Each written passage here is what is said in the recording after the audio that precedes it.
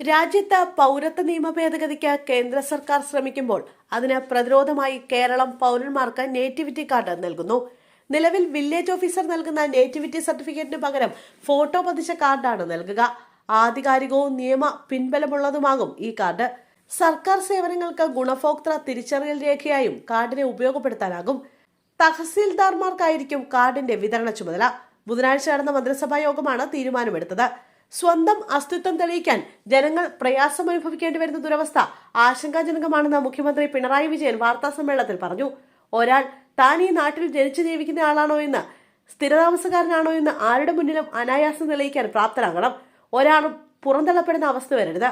അതിനായി ആധികാരികവും നിയമ പിൻബലമുള്ളതുമായ രേഖ ആ വ്യക്തിയുടെ കൈവശം ഉണ്ടാകണം. അത്തരമൊരു രേഖ എന്ന നിലയിലാണ് നേറ്റിവിറ്റി കാർഡ് കേരളത്തിൽ ആവിഷ്കരിക്കുന്നതെന്ന് മുഖ്യമന്ത്രി പറഞ്ഞു. ഒരു സംസ്ഥാനത്ത് വ്യക്തിയുടെ ജനനവും ദീർഘകാല താമസവും തെളിയിക്കുന്ന രേഖയാണ് നേറ്റിവിറ്റി സർട്ടിഫിക്കറ്റ്. എന്നാൽ അത് നിയമപ്രാബല്യമുള്ള രേഖയല്ല. നിലവിൽ ഓരോ ആവശ്യങ്ങളുമായി ബന്ധപ്പെട്ട പല പ്രാവശ്യം നേറ്റിവിറ്റി സർട്ടിഫിക്കറ്റ് വാങ്ങേണ്ടി വരുന്നു. ഈ വിഷയം പരാതിയുമായി സർക്കാരിന് മുന്നിലുണ്ട്. ജനങ്ങളുടെ നിരന്തരമായ അഭ്യർത്ഥനയും ഇക്കാര്യത്തിൽ വന്നിട്ടുണ്ട്.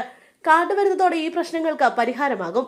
നേറ്റിവിറ്റി കാർഡിന് നിയമപ്രാബല്യം നൽകുന്നതിനുള്ള നിയമത്തിന്റെ കരട് നിയമവകുപ്പുമായി കൂടിയാലോചിച്ച് മന്ത്രിസഭയുടെ പരിഗണനയ്ക്ക് സമർപ്പിക്കാൻ റവന്യൂ വകുപ്പിനെ ചുമതലപ്പെടുത്തിയെന്ന് മുഖ്യമന്ത്രി പറഞ്ഞു.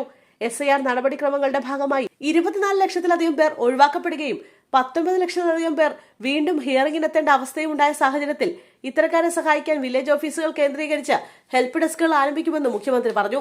വില്ലേജ് ഓഫീസിൽ സൗകര്യമില്ലെങ്കിൽ തൊട്ടടുത്ത സർക്കാർ ഓഫീസിൽ സൗകര്യമൊരുക്കും. ഇവിടെ 2 ഉദ്യോഗസ്ഥരെ നിയോഗിക്കും. അതാത് ജില്ലാ കളക്ടർമാർക്കാണ് ചുമതല. ഉന്നതി, തീരദേശ മേഖല എന്നിവിടങ്ങളിൽ നേരിട്ടെത്തി സഹായം നൽകും. അംഗനവാടി ആശാവർക്കർമാരുടെ സേവനം ഉപയോഗപ്പെടുത്തുമെന്നും മുഖ്യമന്ത്രി പറഞ്ഞു.